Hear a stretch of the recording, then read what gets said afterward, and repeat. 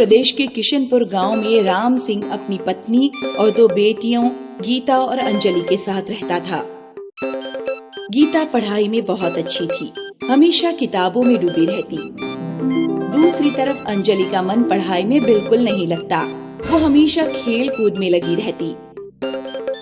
इसलिए अंजलि हमेशा अपनी मम्मी और पापा से डांट खाती।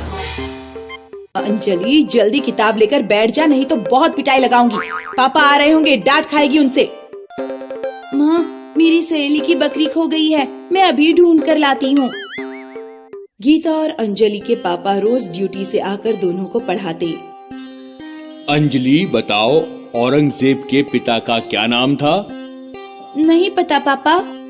गीता बेटा तुम बताओ। शाहजहां। अंजलि बताओ, हुमायूं का पुत्र कौन था? गीता बेटा तुम बताओ। अकबर। शाबाश बेटा, तुम जरूर IAS बनोगी। पापा, और मैं कौन बनूंगी? जब तुम पढ़ोगी लिखोगी नहीं तो कुछ भी नहीं बनोगी। कुछ दिनों बाद गीता और अंजलि का 12th क्लास का रिजल्ट आ जाता है। गीता के 90% मार्क्स आते हैं और अंजलि फेल हो जाती है। गीता बेटा, हमें तुम पर बहुत गर्व है, और अंजलि तुमने तो हमारी नाक कटा दी। गीता बेटा, तुम आगे जाकर जहाँ तक पढ़ना चाहोगी हम पढ़ाएंगे, और अंजलि तुम्हारी शादी कर देंगे। लेकिन पापा, मैं अभी शादी नहीं करना चाहती। तुम्हारे चाहने और ना चाहने से कोई मतलब नहीं है। जब पढ़ोगी लिखोगी नहीं तो क्या तुम्हारा अचार डालेंगे? अंजलि के न चाहने पर भी उसकी शादी एक गांव के लड़के से कर दी जाती है। अंजलि की सास अंजलि से खूब जमकर काम कराती। बहू बर्तन मांज, कपड़े धो और फिर कंडे थोप करा जा। अंजलि को इतना काम करने की आदत नहीं थी। एक दिन जब वो जंगल से कंडे थोप कर लौट रही थी तो वो बेहोश होकर गिर पड़ी। जंगल से एक साधु गुजर रहे थे। साधु की नजर अंजलि पर पड़ी। साधु अपने कमंडल के जल से कुछ छींटे अंजलि के मुंह पर मारते हैं। तब अंजलि को होश आता है। होश आते ही अंजलि रोने लगती है। क्या हुआ बेटी, क्यों रो रही हो? बाबा, मैं पढ़ने लिखने में अच्छी नहीं हूँ, इसलिए मेरे पापा ने मेरी शादी कर दी। वो कहते हैं मैं कुछ नहीं बन पाऊंगी। बेटी, यदि तुम पढ़ाई लिखाई में अच्छी नहीं हो तो तुम्हारे अंदर कोई और प्रतिभा जरूर होगी। उस प्रतिभा को खोजो। फिलहाल मैं तुम्हें एक मंत्र देता हूँ। इस मंत्र को पढ़कर तुम किसी की भी मदद कर पाओगी। इस मंत्र की शक्ति 1 वर्ष तक रहेगी। अंजलि साधु द्वारा दिए गए मंत्र के साथ गांव की ओर जाती है। रास्ते में वो देखती है कि एक पेड़ रोड पर गिर गया है और लोगों को आने जाने में बहुत परेशानी हो रही है। अंजलि साधु द्वारा दिया गया मंत्र पढ़ती है। यदा भविष्यति विनश्यते। मंत्र पढ़ते ही पेड़ रास्ते से हट जाता है। सभी लोग अंजलि को बहुत धन्यवाद देते हैं। फिर जब अंजलि आगे जाती है तो वो देखती है कि एक औरत जोर जोर से रो रही है। अरे, मेरे पति को कोई कुएं से बाहर निकालो, वो कुएं में गिर गए हैं। कितने दिनों से मैं मुखिया से कह रही हूँ कि उस कुएं को पटवा दो, उसका कोई उपयोग तो है नहीं, लेकिन मेरी कोई सुनता ही नहीं है। अंजलि मंत्र पढ़ती है और औरत के पति को कुएं से बाहर निकालती है। वो दोबारा मंत्र पढ़कर कुएं को पाट देती है। जुग जुग जियो बेटी, अगर तुम सरपंच का चुनाव लड़ो तो मैं तुम्हें जरूर वोट दूंगी। इस तरह मंत्र पढ़कर अंजलि 1 वर्ष तक लोगों की मदद करती रहती है। लोगों के बीच अंजलि की एक बहुत अच्छी इमेज बन जाती है। तब एक दिन अंजलि को एहसास होता है कि दूसरों की मदद करना ही उसका टैलेंट है। लगता है साधु बाबा ने काफी सोच समझकर वो मंत्र मुझे दिया था। अंजलि एक दिन अपने पति से कहती है, सुनिए जी, मुझे सरपंच का चुनाव लड़ना है। क्या तुम पागल हो गई हो? पता भी है तुम्हें चुनाव में घर घर जाकर शराब बांटनी पड़ती है, और हमारे पास तो इतने पैसे भी नहीं हैं। मैं बिना पैसों के केवल अपनी ईमानदारी के बल पर चुनाव लड़ूंगी। तभी अंजलि की सास वहाँ आ जाती है। तू अगर चुनाव लड़ेगी तो घर का काम कौन करेगा? सासू माँ, आप चिंता न करें, मैं घर का काम भी संभाल लूंगी। अंजलि सरपंच का चुनाव लड़ती है। लोग अंजलि को जमकर वोट देते हैं और वो जीत जाती है। सरपंच बनने के बाद अंजलि अपने गांव का बहुत अच्छे से विकास करती है। अपने अच्छे काम की बदौलत अगले चुनाव में अंजलि को विधायक बनने का टिकट मिल जाता है। अंजलि विधायक का चुनाव भी जीत जाती है। ईमानदारी और मेहनती नेता के रूप में अंजलि की ख्याति दूर दूर तक फैल जाती है और फिर एक दिन अंजलि की पार्टी के लोग उसके सामने मुख्यमंत्री बनने का प्रस्ताव रखते हैं। अंजलि उत्तर प्रदेश की मुख्यमंत्री बनती है। तब एक दिन अंजलि के पिता को अपनी गलती का एहसास होता है। एक दिन अंजलि के पापा अंजलि के ऑफिस में जाते हैं। मुझे माफ कर देना बेटी, मुझे लगता था कि केवल पढ़ लिख कर ही कोई कुछ बन सकता है। मैं तुम्हारी प्रतिभा को कभी समझ नहीं सका। कोई बात नहीं पिताजी, आप जैसे भी हैं, आखिर हैं तो मेरे पिता ही। फिर आगे जाकर एक दिन अंजलि देश की प्रधानमंत्री बनती है। आज से 40 साल पहले बरखा रानी 5 साल की थी। बरखा बोलो, 2 एकम 2, 2 दूनी 4। 2 एकम 2, 2 दूनी 4। 2 तिहाई 6, 2 चौके 8। 2 तिया 6, 2 चौके 8। 2 पंचे 10, 2 छक्के 12। 2 पंजे 10। बस काफी है। क्या हमेशा ये पहाड़े लगाए रखे हैं? तुम नहीं समझोगी बरखा, तुम जारी रखो। 2 पंजे 10, 2 छक्के 12। अरे बस बहुत हो गई पढ़ाई लिखाई। और क्या करेगी ये पढ़ाई लिखाई करके? आखिर इससे चूल्हा ही तो संभालना है। तो चल मेरे साथ, रोटी बनाना सिखाती हूँ। लेकिन माँ, मुझे पढ़ना है। नहीं कहा ना? चल। अरे अब छोड़ भी दो इसे। आप तो शांत ही बैठिए।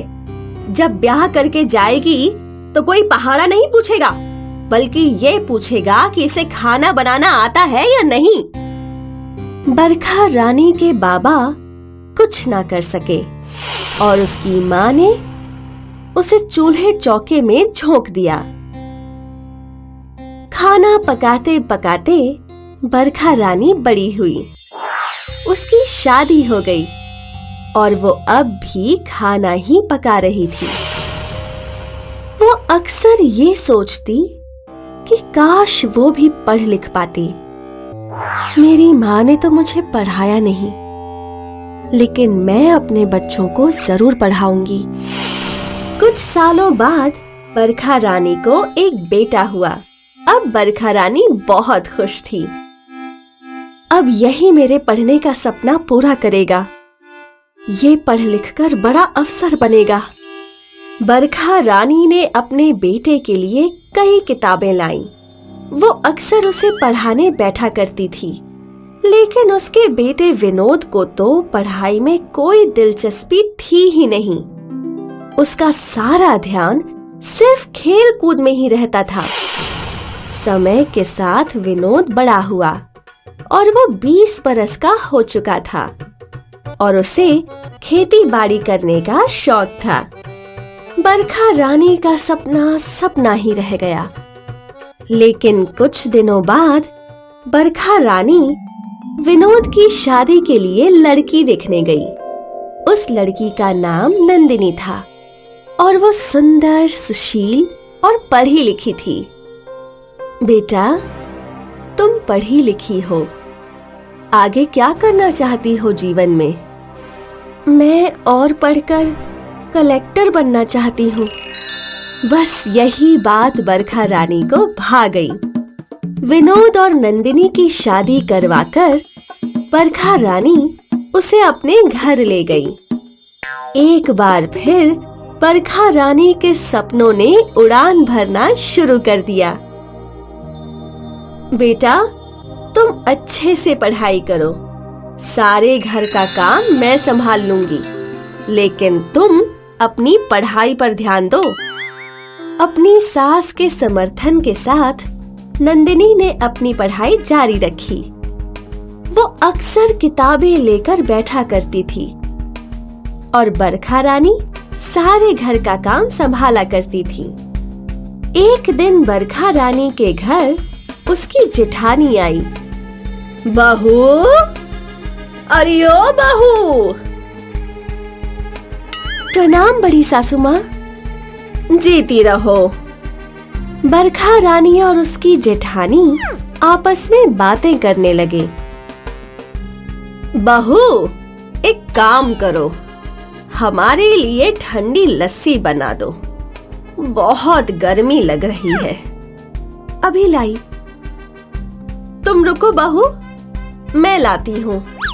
और वैसे भी भाभी ने कई सालों से मेरे हाथ की लस्सी नहीं पी है। बरखा रानी लस्सी बनाने रसोई में चली गई और नंदिनी वापस अपनी किताबें लेकर बैठ गई।